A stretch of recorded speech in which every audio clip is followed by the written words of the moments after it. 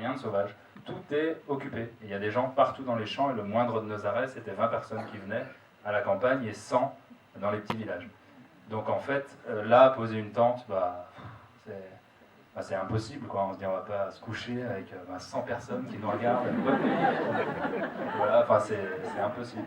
Donc là, c'était un peu plus, un peu plus de kilomètres tous les jours pour arriver dans une ville un peu importante où on trouvait un hôtel.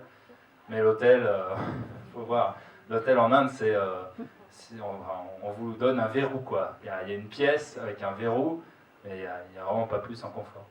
Mais sinon, en sécurité, non, à chaque fois, vraiment, on voulait vous donner ce message de confiance, quoi. C'est-à-dire que, on entend toujours des choses qui vont pas bien. Nous, ça a bien marché. Voilà.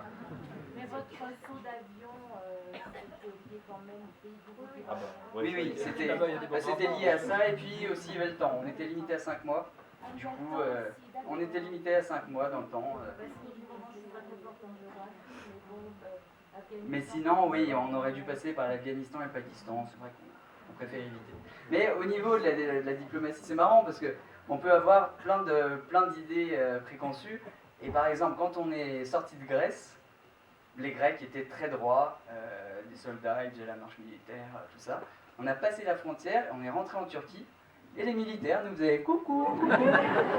Et du coup, il y a eu plein de moments quand on rentre en Azerbaïdjan, là on se dit, ah, là on va passer une frontière, ça va être dur. Et en fait, c'est une des frontières où on a parlé le plus avec les douaniers. Il y en a un, ah bah j'ai fait 2 ans à Paris, et donc on a discuté. Un très bon accueil, les gens nous disaient, bah, allez, passez devant.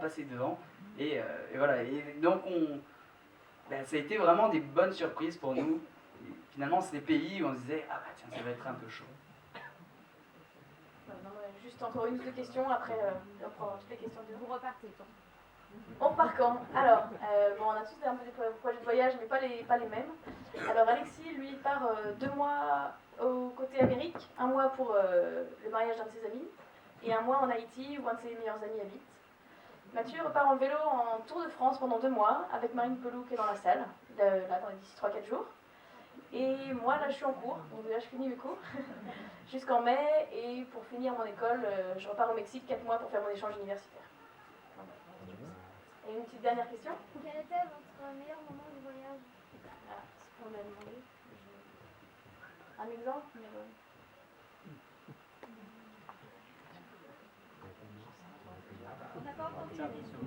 Alors la question c'était quel était le meilleur moment du voyage. On va dire que c'était la dernière question, je ne serais pas trop frustré. Puis après on va tous dehors devant le cinéma où il y aura un petit pot. Je commence si tu réfléchis. Puis, faut en dire un parmi d'autres, mais moi je répète toujours celui-là, certains l'ont déjà entendu. C'était en Géorgie où je fais un croquis dans le vieux Tbilissi et je passe devant une espèce de baraque en carton, enfin une espèce de truc complètement bizarre. Et d'un coup, hop, il y a les petits yeux qui dépassent et une petite dame qui se met à rigoler derrière. Avec ce truc. Puis je fais demi-tour, etc. Et puis la petite dame sort de ses cartons, une espèce de porte, c'est une planche de bois, elle l'enlève, machin. Elle vient me chercher, puis allez, viens boire du thé. Alors je me retrouve dans une toute petite pièce avec 3 lits, 2 mamies, et un petit fourneau qui chauffe, et tout ça sous des bâches, un truc complètement dingue. Et hop, je bois du thé. Et puis, comme ça avait l'air de les amuser que je sois là, hop, elle fait rentrer des mamies supplémentaires. Il y avait plein de petites mamies. Je me suis retrouvé avec 6-7 mamies. Il y en a une, elle avait l'œil qui regardait par là, l'autre par là. Et voilà. Et c'était hyper drôle parce qu'en fait, je sortais de la petite fois où j'avais été malade, j'avais de la fièvre et tout. Donc la petite mamie, hop, elle m'a pris mon front, elle a dit « Ah, ça va pas du tout », etc. Donc elle est sortie, elle est allée dans une pharmacie, elle m'a ramené des médicaments. Enfin bon, un truc complètement incroyable. Et je suis retourné la voir le lendemain, on partait de Tbilissi. Et alors là, elle m'a poursuivi dans la rue en disant adieu, adieu, etc. Enfin, j'étais chez elle, je voulais pas du tout manger, rien du tout. J'avais déjà mangé, je venais de manger, mais il a quand même fallu que je mange. Et puis tu sais, la mamie qui est super sympa, mais qui te dit si tu manges pas, ça va pas là. Là, tu fais oulala. Voilà. Bon, voilà, un bon petit moment. Après, c'est vrai que le bon moment, enfin, c'est difficile. Mais il y a eu un bon moment, c'est par exemple la famille Ducas que vous avez vu, que vous avez rencontré pendant le film. Et c'est vrai que c'est des moments particuliers parce que, alors là c'était vraiment d'une manière, on s'y attendait tellement pas. On quitte une route sur la droite, on se dit on va peut-être trouver quelque chose. On demandait à un champ et c'est vrai qu'on est tombé sur cette famille qui nous a tout donné. comme s'il nous attendait, enfin, c'était bizarre. Et c'est vrai que c'était exceptionnel de se faire accueillir de cette manière, de pouvoir partager aussi tout un quotidien, parce que c'était vraiment marqué la place de l'homme, la place de la femme. Les hommes au salon, au début, on regardait une vidéo du mariage du tonton. Donc quand on a attaqué le premier DVD, ça allait. Mais après le deuxième, bon, on était là, c'est bon. Et puis c'est juste des images fixes comme ça qui passent. Enfin bref, c'est pas... Et du coup, au bout d'un moment, on a voulu aussi aller du côté de la vie, du côté de la cuisine, où là, il y avait la femme et les enfants. Et on a pu s'en rapprocher et on a terminé dans la cuisine. Et c'est vrai que là, c'était vivant, là, il y avait des cris, là, il y avait de la joie. Et c'est vrai que c'était un peu deux mondes, où le père...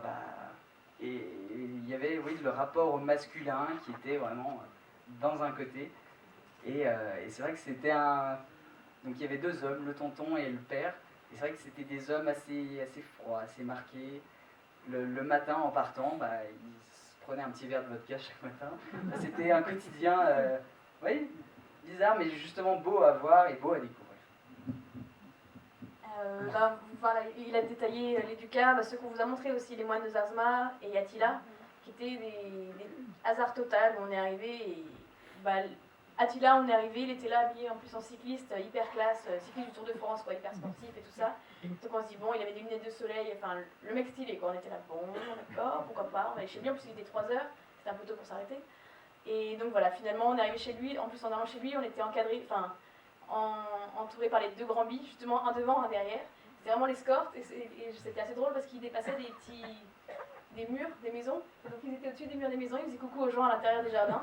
Et nous on voyait rien, mais c'était assez drôle. Et là on est arrivé chez lui et vraiment c'était dingue, ce jardin rempli de vélos. Et puis la soirée au coin du feu, il avait un espèce de gros tonneau coupé en deux dans lequel il a fait du feu.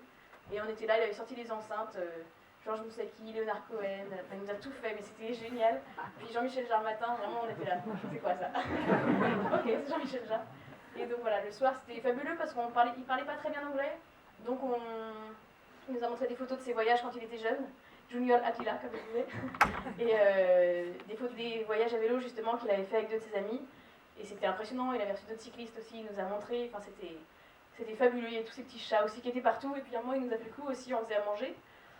Donc on lui dit, on fait à manger, on est chez toi, on fait à manger pour toi, etc. Et elle dit, non, c'est bon. Et là vers 20h, il s'en va. Et il dit, je vais manger chez ma mère. Il s'en va. Tous les soirs, c'était comme ça. Elle habitait au bout de la rue. C'était un célibataire endurci, mais il était au top. C'était top. Et donc il sortait, il allait au bout de la rue, manger chez sa mère, et puis il revenait. Donc voilà, et puis on a fini la soirée comme ça, hyper tard, sous le ciel hongrois, c'était super. Voilà, bon.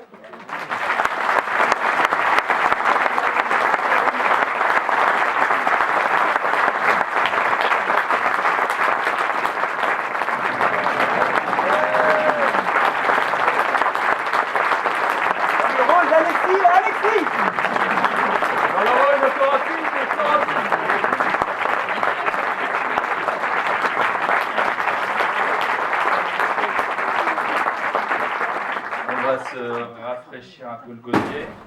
Oula. Ah bah oui, dans le rôle de Tommy évidemment. Il est encore là.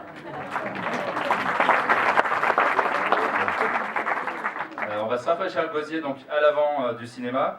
On a deux boîtes ici, regardez, avec un petit trou dedans. En fait, c'est juste parce que la salle nous a coûté 180 €. Donc vous allez être parfait, vous prenez le nombre que vous êtes, vous divisez 180 par le nombre que vous êtes, et puis vous faites un petit geste.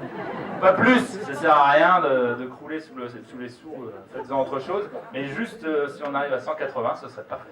Voilà. Pardon? Est-ce que vous gardez vos vélos? Ah bah oui. Ils sont pas à vendre. On repartira, pas tout de suite, mais on repartira. En tout cas, encore merci à vous et puis bonne fin de soirée. Merci encore d'être venus, je suis nombreux.